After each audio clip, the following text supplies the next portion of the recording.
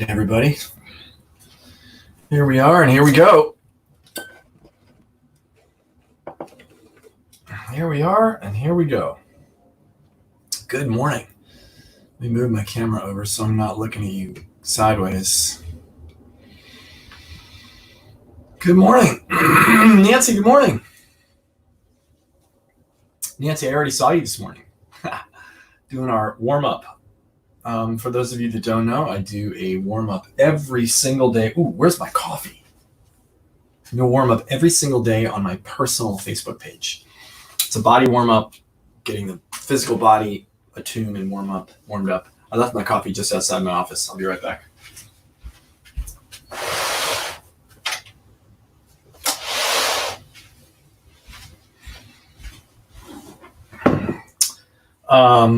So I was talking this morning during the warm-up about the importance of showing up for your body. Hey, Phil. And I referred to it as a gift. I referred to spending 10 minutes getting your body moving, touching all of your joints, moving through full ranges of motion, whether it's your neck and your shoulders or your hips or your knees or your ankles or your wrists, is a gift to your future self. It's a gift to, just picture yourself in 30 years. You're a little old man, little old lady. Maybe it's not 30 years, maybe it's 50 years. And you think back to yourself when you were 50 years old, 40 years old, and you think, man, if only I had listened to what Andy said and done 10 minutes of moving, of warming up every day. Or, thank goodness I listened to Andy, or I just did it on my own. Like, I'm not the guru, I'm not the answer. I'm talking about it right now. So I did my 10 minutes every day, and man, now I can move. Now I'm not stuck in my rocking chair. I'm not stuck as my little old lady rocking back and forth, unable to move. Great mind, great thinking, but able to move. How do you want to be? And, the same question is around meditation. How do you want to be in 30 years, 40 years, 50 years? What you do now, who you're being now, will determine who you are in, Phil, you're hilarious, will determine who you are in 20 years, 30 years, 40 years, some of you 10 years. It just will.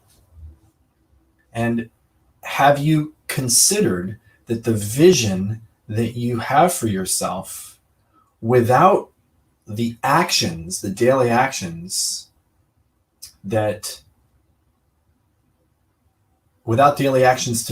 you take in order to get there, won't get any traction. They won't gain any traction. And that's why we show up. That's why I do daily meditation. That's why I do a daily mobility. That's why I do workouts almost every day, just to keep this physical part of my body functioning, so that in 30 years, in 20 years, in 10 years, it still does what I want it to do. Phil, will stretching give me my height back again? Phil, I got bad news for you. I don't know if that you ever had height. Did you ever have height? Were you like the height of Shaq at some point? Something I don't know about? Are we talking, you will it give you back 3 inches? Will it give you back a foot? I can tell you that I remember being very disturbed. I remember being very disturbed when I got on a scale once at the gym, at my old gym in 2009 or 2008. And it was a doctor scale, and I used the height measurement, and I'd always said I was 5'8". And I did everything I could to be 5'8". and I couldn't be 5'8". I was 5'7". And I started stretching. I started mobilizing. I started, especially working. I have a tendency to be very rounded, like very like this. So I started working that area of my back. And guess what?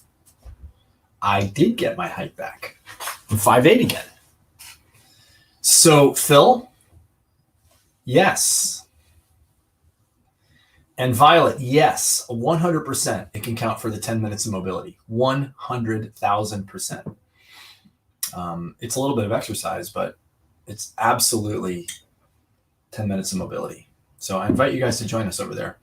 But listen, we're here for something else. We're here for mind mobility, right? So we need to get going. Otherwise, I'm going to run out of time. I'm already running out of time. Let's get lighted. Let's get lit. Ooh.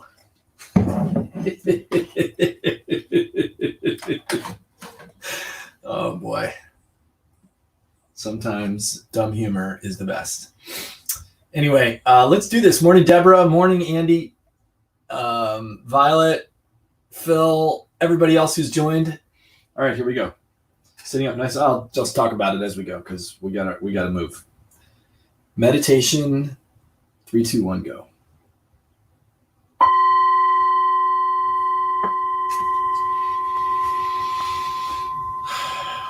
All right, so let's just slow down. Close your eyelids. So they're about 9/10 of the way shut. You're looking through your eyelashes. If they're all the way shut, that's fine too.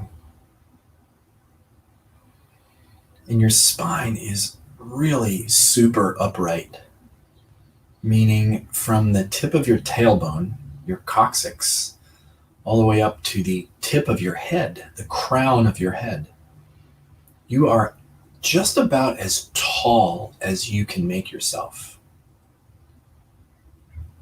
Think about each vertebrae. You've got 7 cervical vertebrae. You've got 12 thoracic vertebrae. And you've got 5, some people have 6 lumbar vertebrae. So that's, what is that? 7 plus 12 is 19 plus 6, 25. 25 vertebrae. I'm off. I could be off, but something like that. Imagine the space and the gap between each vertebrae expanding.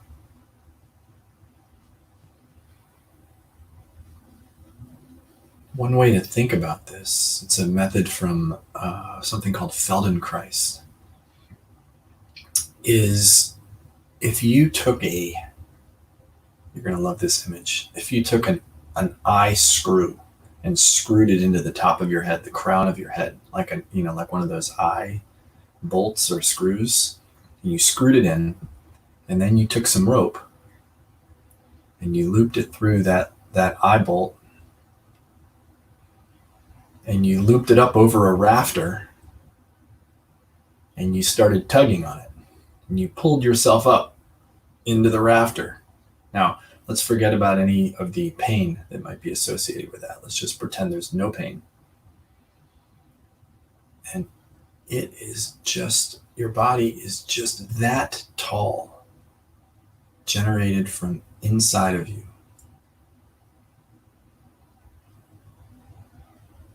That's what I mean when I say tall, like the mast of a sailing ship. The mast of a sailing ship doesn't shrink over time as it has no joints like our spines.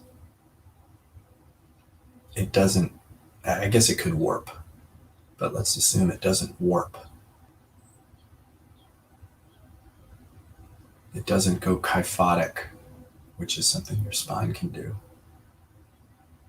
No scoliosis. It's tall. It's a structure upon which the rest of your body can just hang And that's what we're doing with the rest of us.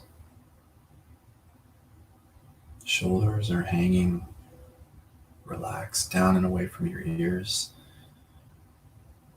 Try for a second pulling your shoulders up into your ears, holding it for about 3 seconds, tight, and then letting them go completely. Feel if you gain a little bit more space at the shoulders. And let's do the same thing in our face. So just to get all the tension out of your face, I want you to scrunch your face up. Like put as much tension in your face as you can. Really super tense.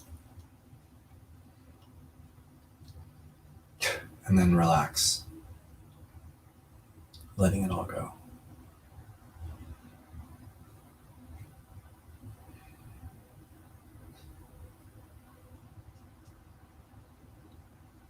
It's a great way to test, to see whether or not you have excess tension in any part of your body.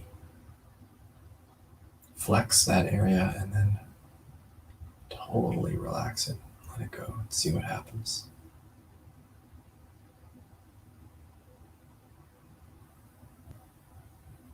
Now your body is only one part of the equation. It's the physical part of the equation for meditation. It's important that your body serves you as the physical structure representing the physical realm of your state of being. So that getting that in order first is really, really important.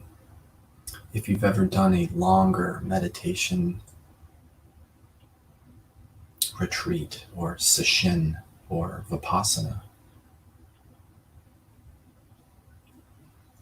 your physical body becomes very important on day 3, 4, and 5, and 6, and 7, and 8.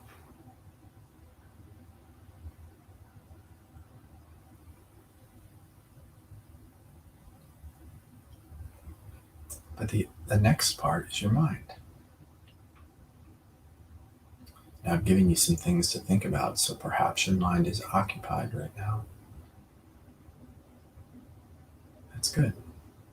But I'm going to be quiet now for the last minute, and I want you to bring yourself into peace and quiet.